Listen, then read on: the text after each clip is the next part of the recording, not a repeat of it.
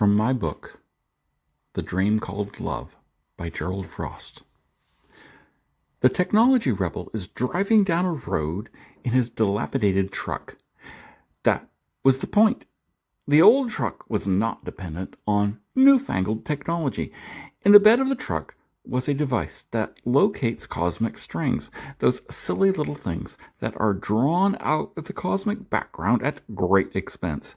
They're used in the heart of every modern chip, speeding it up millions of times.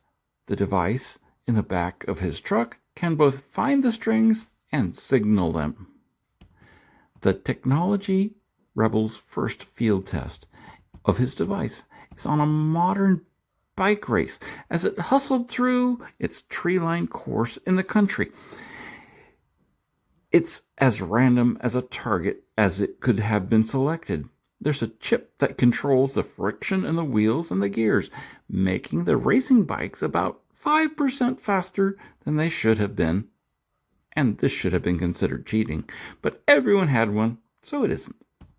The rebel turned his string finder and it adjusted the parameters to include only the strings in a given path on the map.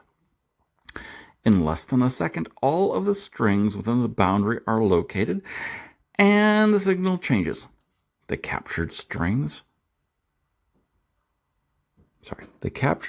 no longer pulse along the circuit, bound on curves, doing the bidding of the microelectronics. They dance to the new tune imposed from the outside. They dance to the rebel's tune. Instead of oscillating in complicated curves that cause critical paths within the microchip to become superconductors, the strings straighten out.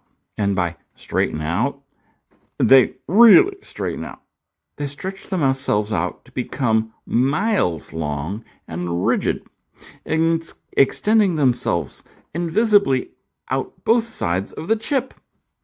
Lacking the imposed superconductivity properties provided by the captured cosmic strings, the circuit has a serious change of state. Suddenly, there is electronic resistance, and the internal electronic paths convert the electronic energy into heat. In an instant, the chip fries and dies. There is no puff of smoke. There is no flash of light. Everything happens inside the chip. Without the control of the chip, the string answers to the Earth's magnetic field, and the string soars back into the cosmos. The string is gone. The chip is dead.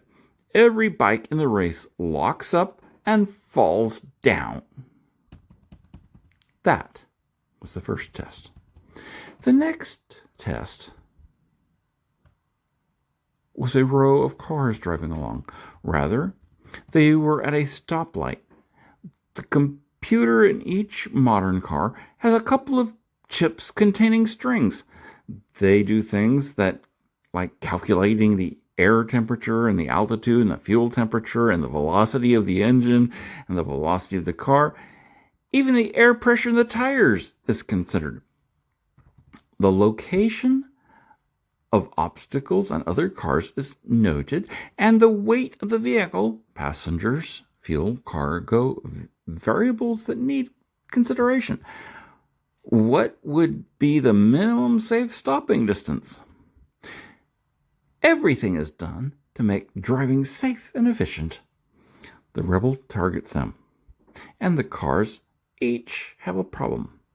They'll each need to be towed to a repair station for diagnosis and repair, and that will cost a few $1,000s each.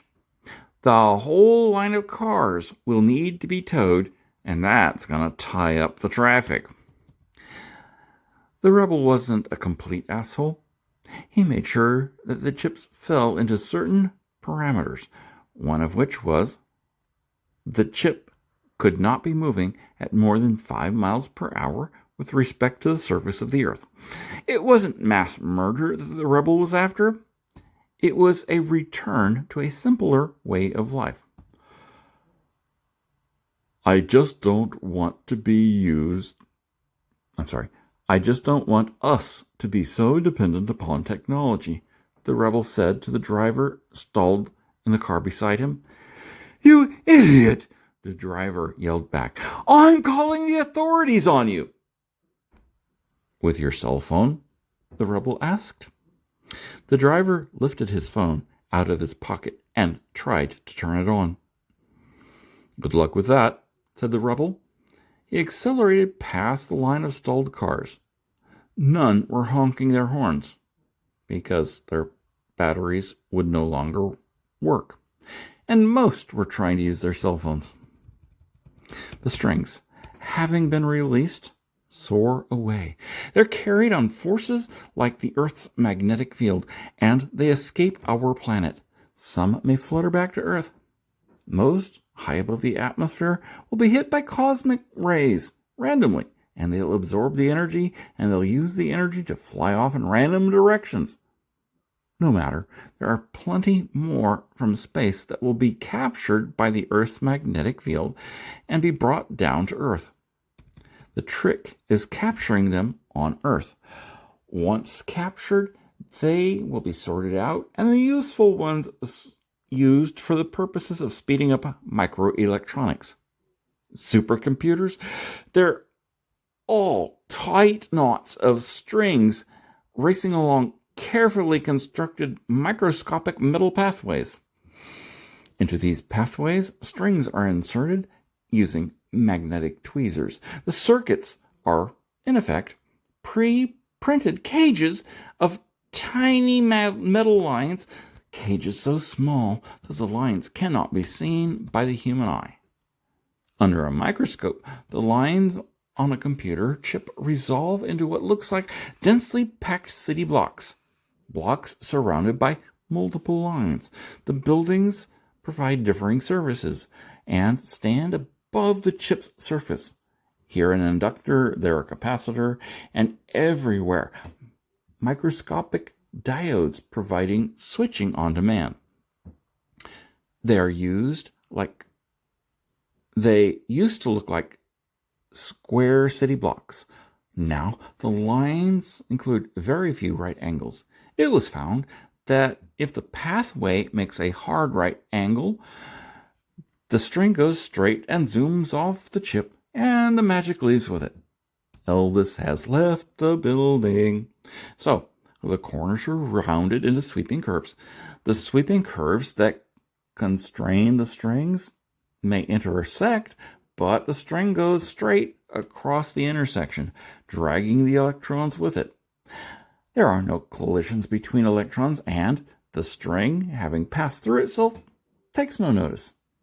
The tiny metal paths have become the string's world. But not for long.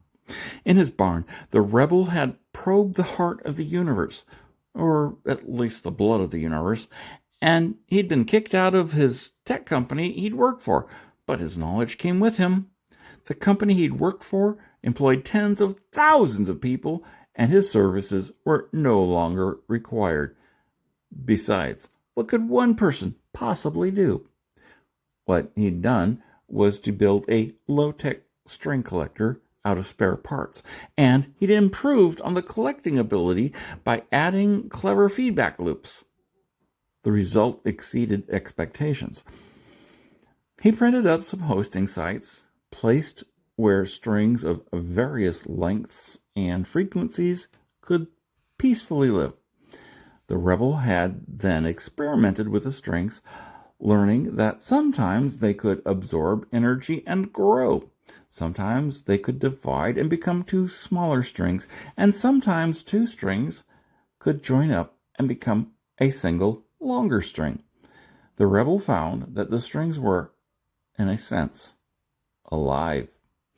They were already swimming in our data.